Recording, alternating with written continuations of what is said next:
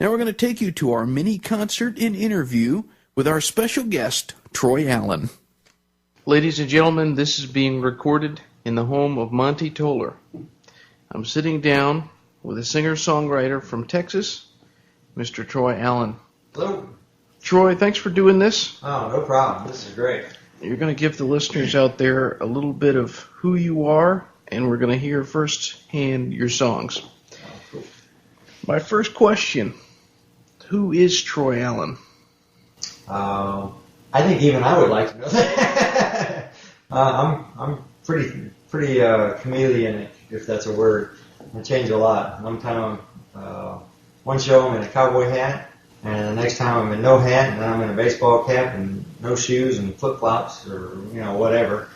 It just depends on where I'm at and what the venue calls for or whatever. It jumps around a lot. Bottom line is, I love music. I always have. And if there's anything that defines me, it's just playing music, period. Wherever that takes me, great, let's go. Whether I'm in the Keys or middle of Wyoming somewhere, I don't care. So you're from Texas? Yes. Well, I live there now. I moved actually down there. A lot of people don't know this. I moved down in '81. My parents got a divorce, and that's where we landed back in '81. And I was a little kid, so wherever the parents go, or my mom went, actually, that's where we ended up, is Beaumont, Texas. Actually, Vidor, Texas, for those that are around the area, but nobody ever knows that, so I just throw that out there. But been there a long time. Do you think that growing up in Texas affected you as a musician? Oh, absolutely. No doubt. Where I was from, Kankakee, there's not a lot of bars to play. Music is not really a big scene. 80 miles south of Chicago, was kind of out in the cornfields. In fact, I was the only person that I knew that even played music outside of, orchestra or, school band type thing. So I was always, back then, the freak. He plays guitar, stay away from him. So that was my best friend because, it was like 8 to 12 miles to somebody else's house. And, didn't do a lot of driving around place to place to go hang out at other friends. So my guitar became my best friend and has been all the way through my life. So if something goes wrong, go find the guitar. It'll listen. I saw this on the internet. I think this was on Facebook. I saw some blurb about 2 things to do when it rains. Uh-huh. And I don't remember if that was in Monty's status update or where that was, but then it got mentioned to me again today. It's amazing what kind of a global world we live in with the internet and everything. Absolutely. We're filming this. This is the first time I've ever done it like this, but Monty has a lot to say about communication. So tell us about that. 2 things to do when it rains. Way back when I was married, and one stormy night my wife snuggled up to me and she kind of looked at me and said, honey, I never heard this before. There's only 2 things to do when it rains, and I don't read. And I was laying there going, that is the best song title in the world. And I'm like sitting there trying to formulate a song around that, and she's like punching me in the side going, hey you, I'm over here. And I was like, oh yeah, I see what you mean. And so kind of forgot about the song title, but things that are supposed to happen happen for a reason, and if they don't happen when they're supposed to, they come back around. So we fast forward a couple of years, and divorce happens, and fast forward another year, and finally end up with a girlfriend, and end up in a RV park. Made a whole bunch of new friends, and we were sitting over there, and my girlfriend kind of snuggles up to me when we get back to the RV because it had been raining, and we were all sitting around a campfire, and it just all of a sudden, wham! No thunder, no warning, no nothing. It just started pouring like crazy. We end up in the RV. Well, you know how the RV's got the metal roof. So I'm laying there, and she snuggles up to me, and she says the exact same thing that my ex-wife had said. There's only 2 things to do when it rains, and I don't read. Well, the way I write, I have to have the idea and the beat hit me all at the same time. If those 2 things come together, I got a song really fast. Well, the first time it didn't happen with my ex, but this time it did. So I jumped up and goes, "There it is! I got it!" And I went running to the other end of the RV, and we had a little breakfast table that folds down into a little twin bed or whatever. And I ran over that to the breakfast nook, and I was sitting there and I was scribbling as fast as I could so I could get this idea down. And next thing I know, I look up and she's standing in the little doorway there into the bedroom at the other end of the RV, and she goes, "That's not what I was meaning." And she's standing there in her nightgown and a little nightie and everything. I was like, "Oh, okay, yeah."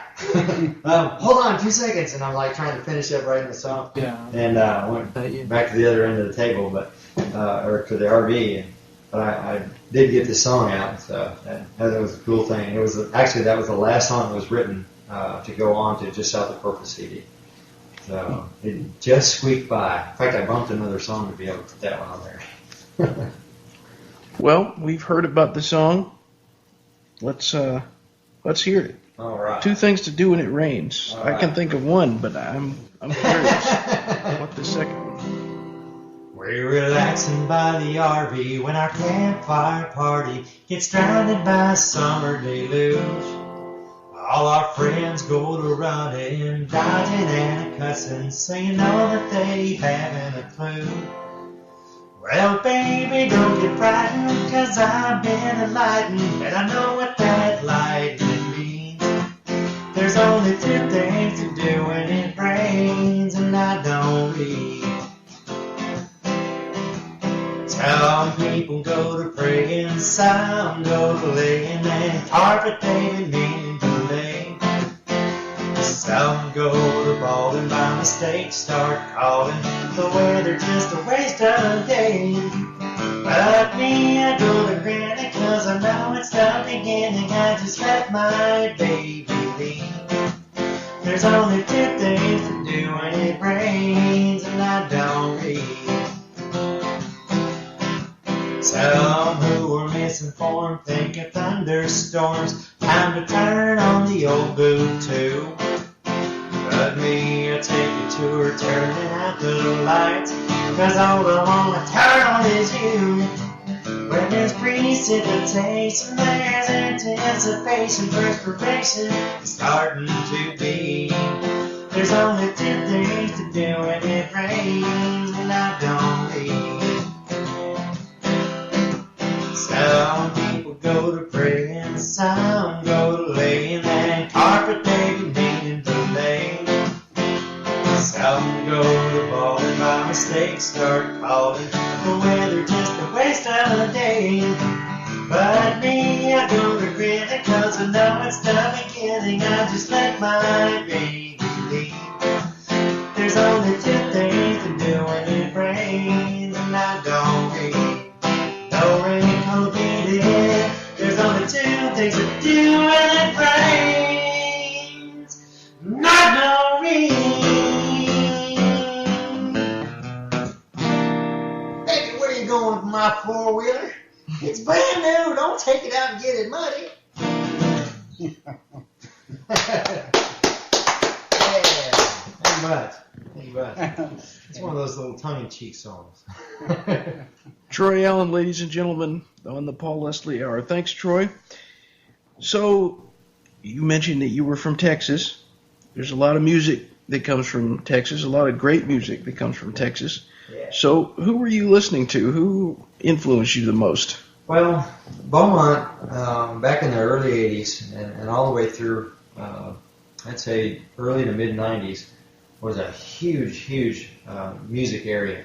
There was clubs everywhere, bands everywhere, and of course, you know, we go out and on nights that we were off, the whole band would go listen to other bands to see what are we doing wrong, what are we doing right, what do we do better, what do we do worse.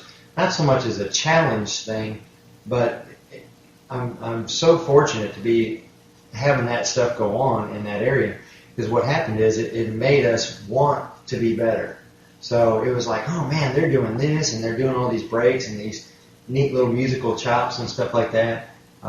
So it really gave me a high bar to climb to. You know, Clay Walker, Tracy Bird, went to school with them. They had their bands, and of course, we all know the story with them about them getting signed, and of course, going on to be superstars and everything. And they played at the club Cutters, where Mark Chestnut was. So, we were all, in kind of that same group. I used to play there on the weekends too with my band, but we were always looking around at, what can we do better? What do we need to learn next, or that kind of stuff. But so I was real fortunate to have a lot of music going on in that area. Unfortunately, it's dropped off in that area a lot. I mean, it's real hard to find a place now. So that's why I go out and tour the country now, because there's not a lot of stuff going on at home. So, but I have a blast doing what I'm doing out here. It's very different from that, because that was, like I say, that was with a band, and everywhere you go, you're carrying 5-6-piece band, all the gear, all the lights. You got to carry all this stuff with it. But out here, I just me and a guitar, and show up or go anywhere I want to. So it's a lot of fun. I just love what I'm doing now. If you could say that one artist was your biggest influence, could you point to one? Or maybe a couple that are above the pack? Yeah, for me, and it's kind of funny because, growing up in the cornfields of Illinois, I didn't get a lot of music. I mean, if it wasn't on the radio right then, I got into all the Ozzy Osbourne and all that kind of stuff going on throughout the early 80s, and all the hair band stuff going on. Finally, they kept saying, you have this voice that kind of sounds like this guy, and I kept saying his name and everything, and it never sank in, and I never went and found his music or anything like that. But when I finally did get introduced to his stuff, it totally changed the way that I was writing and the style that I was even playing. I even changed my guitar style. I started picking up finger picking, and went and got a couple lessons to figure out how to do that. And although I'm not being good for lessons, I didn't stay very long, but pretty much everything else that I learned was on my own. So. But yeah, that would have to be James Taylor. James Taylor. Absolutely.